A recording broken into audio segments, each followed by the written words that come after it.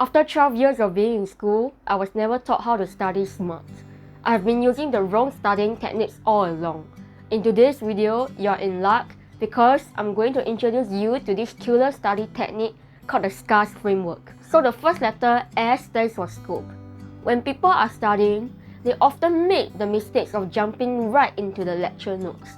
However, what you should do first is to first read the headings for your notes to get a rough idea of what is it that you are learning.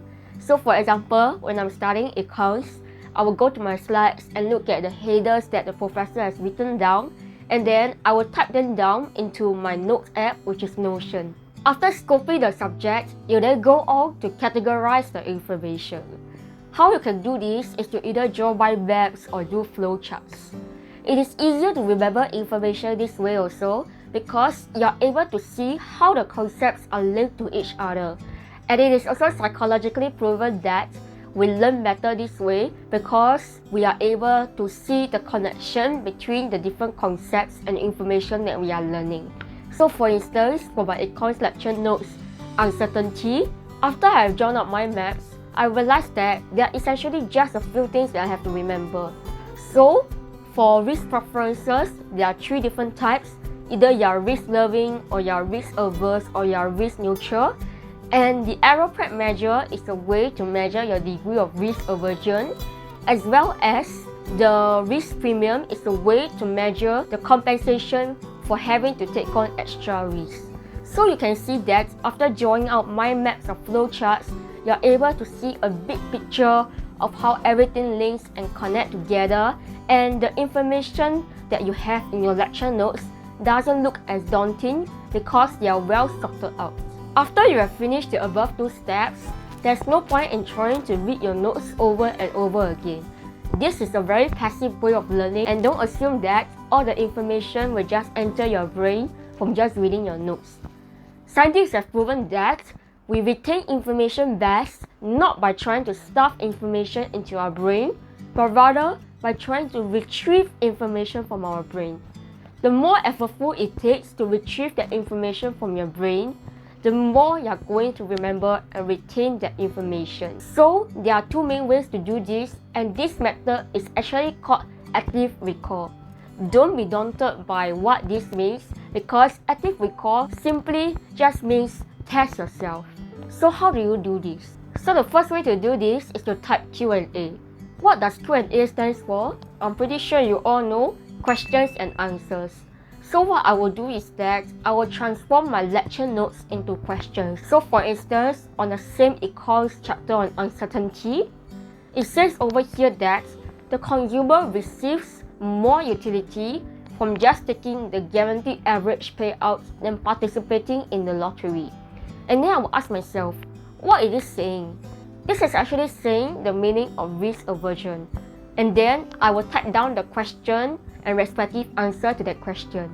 And I will repeat this for the rest of the lecture notes. Along the way, I might also have questions for myself. Like for instance, I will ask myself things that are not found in the lecture notes. And if I'm not sure to the answers to them, I will go to my professor or friends for help. So as you can see, this is a very active way of learning because as I'm transforming my lecture notes into questions, as well as asking more questions for myself along the way, I'm actually trying to digest the information and have a more in-depth understanding of the content.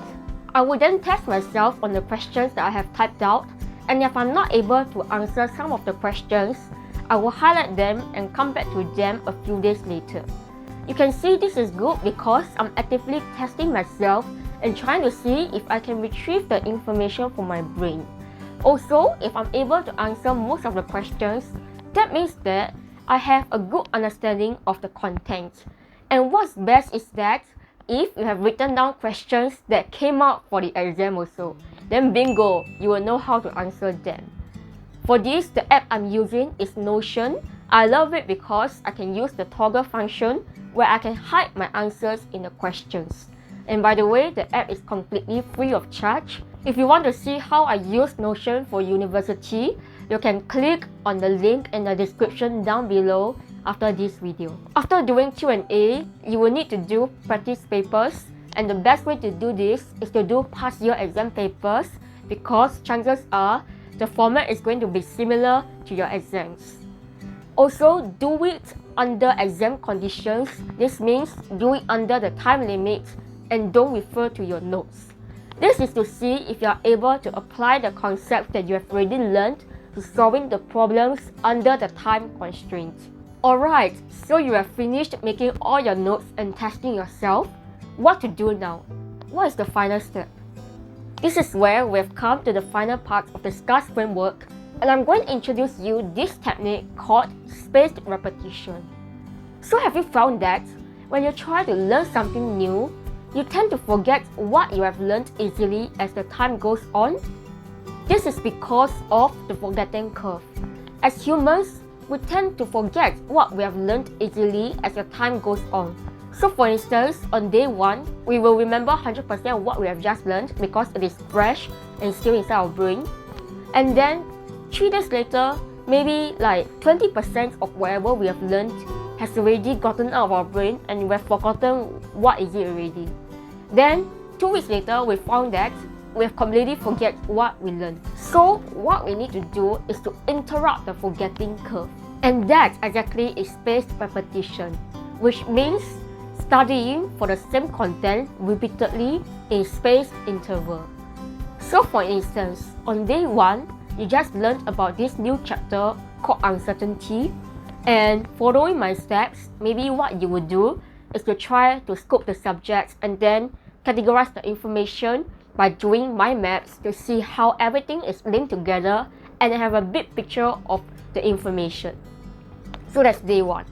Then 3 days later, you come back to this same chapter, and now what you do is to type Q&A where you transform your lecture notes into questions and also type down any possible questions that you have for yourself. And then 1 week later, you come back to the same chapter and then you test yourself the questions which you have written from your Q&A a few days ago, and then you will highlight any questions that you are not able to answer. And then 2 weeks later, you come back to this same chapter and now you do practice papers. And you try to see whether you can apply the concepts that you have learned to solving the problems under time constraints. So you see, by doing this, we are interrupting the forgetting curve with each session using active recall where we try to test ourselves and retrieve information from our brain. If you cannot remember anything from what I have said earlier, I just want you to take away these 2 techniques from the S.C.A.S Framework out of this video. That is, active recall and spaced repetition. Again, active recall and spaced repetition. These 2 techniques are the ways of life. If you use these 2 techniques consistently for studying, I can assure you that you are going to ace your exams. So these are the studying techniques that I wished I knew earlier, and sadly, I only discovered them after watching Ali Abdal's videos in year 2 of my university.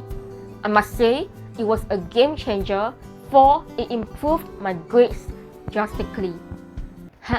After so many years of education in school, I was never taught how to study smart.